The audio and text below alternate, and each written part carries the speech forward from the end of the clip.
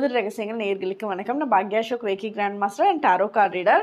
இப்போ இது ஒரு ரொம்ப அருமையான ரெமெடி. உங்களுக்கு நல்ல வீட்டில் தங்க நகைகள் சேர்றதுக்கு, சொர்ணங்கள் நிறைய சேர்றதுக்கு இந்த வழிபாடு பண்ணலாம். இதுக்கு என்ன பண்ணணும்னா, தொடர்ந்து 11 மாதம் 11 பௌர்ணமி அன்னைக்கு நீங்கள் இந்த வழிபாடு பண்ணணும்.